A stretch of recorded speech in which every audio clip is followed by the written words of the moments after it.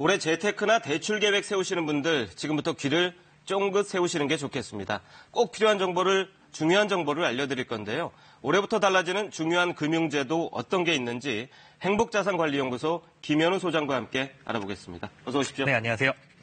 먼저 관심이 가장 많은 신용등급제부터 알아보죠. 이게 등급제라서 네. 참 불합리하다 이런 지적이 많았잖아요. 맞습니다. 드디어 바뀌는 겁니까? 네, 이번에 바뀌는데 지금 현재까지는 어떻게 되어 있냐면 이 신용평가 회사에서 은행에 신용 정보를 제공할 때 등급별로 나눕니다. 가장 높은 1등급 그리고 가장 낮은 10등급 10개 등급인데요. 예를 들자면 은행에서는 안전한 등급을 1등급에서 6등급까지 보고 그 이하자를 이제 우려자로 보고 있는데 7등급의 신용 점수가 600점에서 664점 사이입니다. 그런데 664점에 딱 걸쳐 있는 사람은 사실상 6등급에 가까움에도 불구하고 은행에서는 대출이 거절되는 경우가 굉장히 많았습니다. 얼마나 억울하겠어요. 그렇죠. 이거는 이 등급의 체계 때문에 불합리한 건데요. 그래서 이제는 신용 등급으로 나누지 않고 점수화해가지고 이 정보를 반영하겠다라는 건데 먼저 1월 14일부로 5개 시중은행에서 시행이 되고 2020년까지 전 금융권에 확대될 예정입니다.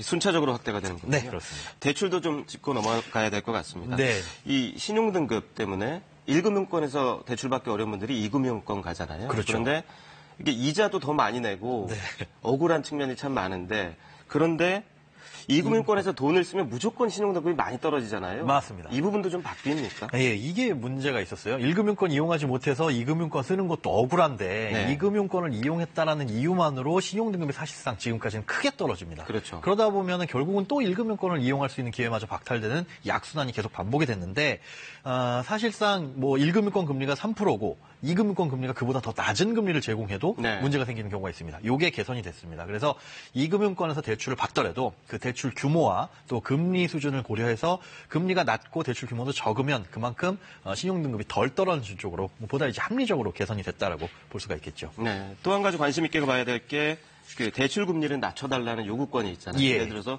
승진을 했거나 연봉이 높아졌거나 이럴 때. 그런데 이게 참 절차가 복잡해요. 네, 맞습니다. 좀 간소화할 수는 없나 이런 생각을 많이 했는데 실제로 그렇게 됩니까? 예, 요것도 이제 바뀝니다. 이제 금리 인하 요구권이라고 해가지고 재테크에 관심 많으신 분들은 요것도 이제 아실 텐데요.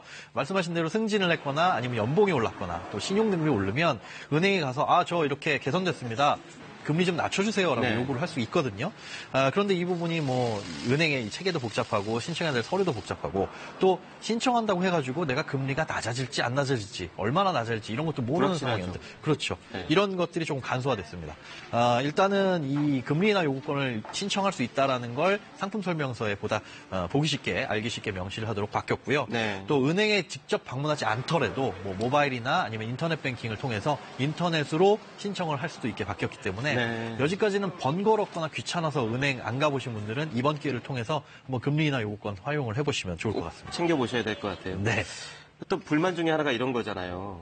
내가 이 대출금을 갚고 싶은데 뭐 공휴일이나 휴일이나 아니면 연휴에 걸리면 갚을 수가 없어요. 그런데 잠깐 놓치면 그 기간 동안 또 연체 이자를 내야 되잖아요. 맞습니다. 이 부분은 어떻게 됩니까? 이것도 사실 억울하죠. 돈이 있어서 중간에 갚고 싶거나 아니면 뭐 연체를 깜빡했는데 오늘이 토요일이라서 은행문이 안 나서 못 갚았다. 근데 이제 사실 은행문이 닫았기 때문인데 그 기간의 이자는 전부 다 대출자가 고스란히 부담을 했어야 됐거든요. 그런데 이제는 이게 바뀝니다. 이제 은행 이 창구를 통해서 오프라인뿐만 아니라 ATM기를 통해서도 대출이 상환이 가능하고요. 또 인터넷을 통해서도 중간에 토요일이든 일요일이든 대출 상환이 가능합니다. 다만 유의하셔야 될 게 이 은행 자체 상품이 아닌 것들이 있어요. 뭐 장학재단을 통해서 받은 학자금 대출 같은 경우에는 해당 기관의 확인을 받아야 돼서 이 경우에는 아직까지 평일에만 이용이 가능하고 나머지 은행 자체 대출은 휴일이라도 상관없이 언제든 대출을 상환할 수가 있게 바뀌었습니다. 그렇군요. 여행자 보험 얘기를 좀 해보죠. 해외여행 갈 때 특히 오래 있을 경우에는 여행자 보험을 많이 들잖아요. 그런데 이게 실손보험에 가입하고 있어도 이 두 보험료를 각자 따로 내야 되고 이게 중복 지급이 안 되잖아요. 맞습니다. 이게 보험료 이중으로 내는 거 아니냐 이런 불만들이 좀 많으신데 이 부분이 좀 개선이 될까요? 일단 돈은 2배로 내도 중복 지급이 안 되기 때문에 불합리한데 그것들을 방지하기 위해서 해외에 3개월 이상 체류하게 되면 사실상 국내 실손보험료는 납입을 중지할 수 있도록 이 제도는 네. 이미 있었습니다. 그런데 홍보가 잘 안 됐죠. 네. 그러니까 해외 실손보험이라고 하는 여행자 보험을 가입하고 해외에 나갔을 경우에는 실손보험에 국내 가입하고 있더라도 이걸 중단하거나 아니면 다녀와서 환불을 받을 수도 있었습니다. 그래요? 네. 예, 이런 것들을 대부분 모르시다 보니까 이 내용을 보다 알기 쉽게 홍보할 수 있도록 가입 시에도 이 홍보가 되고요. 네. 혹시나 뭐 인터넷으로 요즘에 보험 가입하시는 분들 많잖아요. 그렇죠. 이럴 경우에는 중복 가입 유의사항 등을 팝업 창으로 띄워서 소비자들이 가입 당시부터 확실하게 알 수 있게끔 좀 이 내용 개선을 했습니다.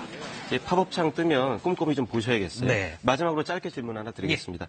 만능통장이라고 불리는 게 있죠. ISA, 네. 개인종합자산관리계좌.